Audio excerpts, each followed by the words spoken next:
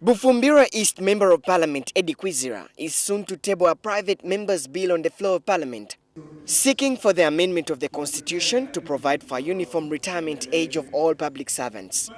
Kwezira is currently conducting a research on the relationship between the performance of public servants and their age, which will eventually back up his submission.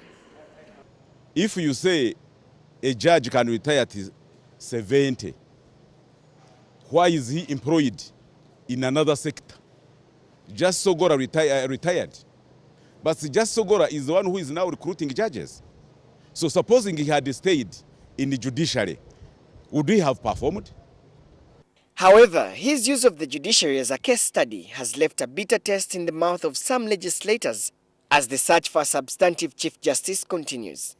We cannot sit back to see the very Chief Justice who led a team of distinguished lawyers in collecting views of Ugandans in the process of making our constitution to be the same person on whose benefit the same constitution is being abrogated. This is a constitutional rape. Other legislators have interpreted Kwizera's proposal as groundwork for President Museveni ahead of the 2016 general elections.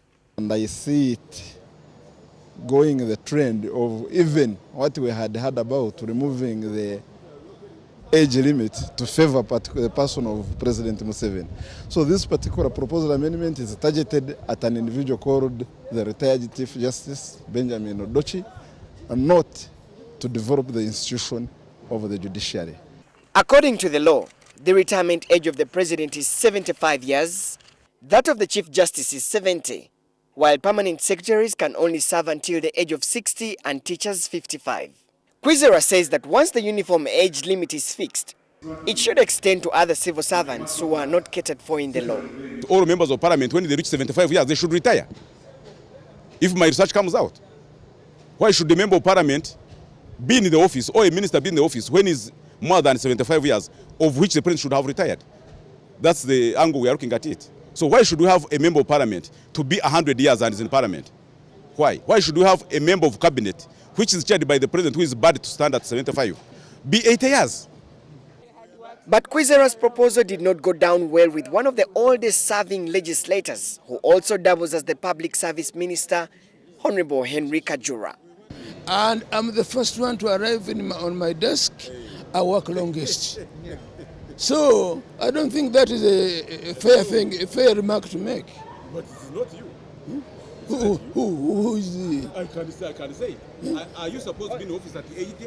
Yes, I am. Yes, you are allowed. Yes, and I was elected. What I'm saying, you are allowed by law. Yes, and I was elected. Kwezira says that age is just a number and cannot reflect on one's performance. They must hard working. But aren't you of age, Honorable? But age doesn't matter. It could be useless when you are 20 or 15. So what do you make of his move? On several occasions, Kwezira has been criticized by his young colleagues of napping during the plenary sessions and other state functions. How many people does of? You know, people are paid by, some of you here are paid. If you just do this, you do this, isn't it not true? He, however, concedes that he has come of age. No, I'm retiring after this term.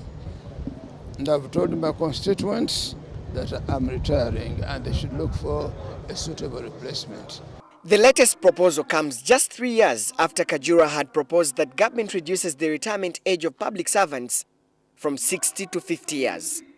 This proposal, however, stalled after it was vehemently challenged by public servants who claimed that over 1,000 civil servants would lose their jobs if the proposal was adopted. Solomon Serwanja, NTV.